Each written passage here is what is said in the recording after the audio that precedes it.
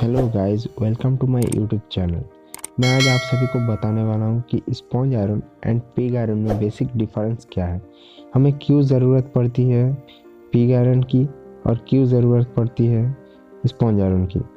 हम क्यों sponge iron बनाते हैं, डायरेक्ट पिग आयरन क्यों नहीं बनाते। चलिए तब इस सब के बारे में हम जानते हैं आज। इस वीडियो को आगे देखते रहिए। स्पॉन्ज आयरन बहुत ही ज़्यादा पोरस यानी हल्का होता है पिग आयरन से। स्पॉन्ज आयरन में आपका 75 से लेकर 77% तक Fe कंटेंट रहता है और पिग आयरन में आपका 92% Fe कंटेंट रहता है और इसमें हाई कार्बन कंटेंट रहता है।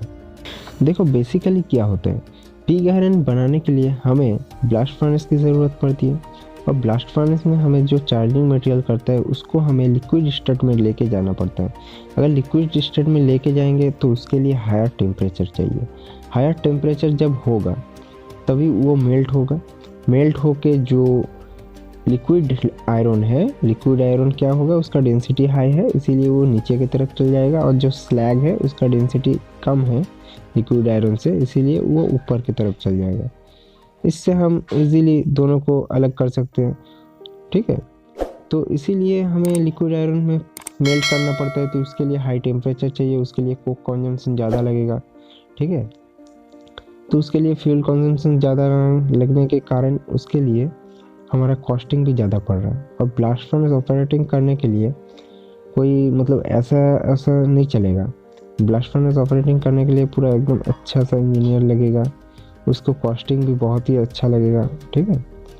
तो इकोनॉमिकली ये बहुत ही ज़्यादा कॉस्टिंग पड़ जा रहा है ब्लास्ट फर्नेस ऑपरेटिंग करने के लिए। और जहाँ पे DRI 350 का बात किया जाए तो DRI 350 में क्या किया जाता है, ये डायरेक्ट एकदम स्पॉन्ज आयरन प्रोड्यूस कर देगा। इसमें कोई भाई लिक्विड आयरन नहीं है, इसमें कोई लिक्विड आयरन का सवाल ही नहीं उठता। ये क्या करता है, डायरेक्ट एकदम प्रोड्यूस करता है एकदम स्पॉन्ज आयरन। कैसे स्पॉन्ज आयरन करता है, ये सॉलिड मटेरियल को भेजता है, अंदर में ऑक्सीजन के साथ ये रिएक्शन करता है सॉलिड मटेरियल, ठीक है। 1100 डिग्री सेंटीग्रेड से लेके 1300 डिग्री सेंटीग्रेड तक ये जाता है।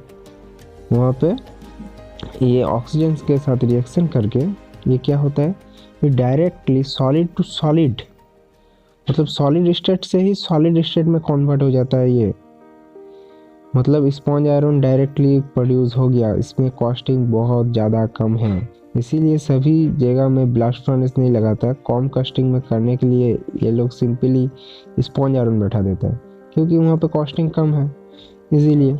अब ब्लास्ट फर्नेस में आपका कोई पहले सॉलिड से लिक्विड करो, लिक्विड से उसको अलग करो, अलग करके फिर उसको सॉलिड करो, फिर बहुत झमेला है। इसीलिए स्पॉन्ज आयरन में क्या करता है, एकदम डायरेक्टली प्रोड्यूस कर देता है सॉलिड स्टेट से सॉलिड स्टेट। ये बात एकदम ध्यान से याद रखना, सॉलिड स्टेट से सॉलिड स्टेट। और ब्लास्ट फर्नेस में क्या होता है, सॉलिड से लिक्विड होता है, फिर लिक्विड से सॉलिड होता है। सो स्पॉन्ज आयरन में बहुत कम टाइम में मतलब प्रोडक्शन हो जाता है, मतलब उतना टाइम नहीं लगता, लेकिन ब्लास्ट फर्नेस में थोड़ा टाइम लगता है। और ब्लास्ट फर्नेस में आपका पर डे प्रोडक्शन होता है। लार्ज ब्लास्ट फर्नेस में मैं बताना चाह रहा हूँ, लार्ज ब्लास्ट फर्नेस जो है उसमें पर डे प्रोडक्शन होता है आपका 11,000 टन से 13,000 टन। और स्पॉन्ज आयरन में DRI 350 कहा जाता है। स्पॉन्ज आयरन को 350 का मतलब है यहाँ पे पर डे आपका 350 टन स्पॉन्ज आयरन प्रोडक्शन होगा, ठीक है। अब आप कहेंगे तो इसमें 350 मतलब 350 टन हो रहा है सिर्फ, और यहाँ पे 11,000 टन हो रहा है। यहाँ पे जो लार्ज ब्लास्ट फर्नेस है वहाँ पे आपका चार्जिंग मटेरियल भी बहुत ज़्यादा है, ठीक है। चार्जिंग मटेरियल ज़्यादा होने के कारण ये प्रोडक्शन भी ज़्यादा देगा।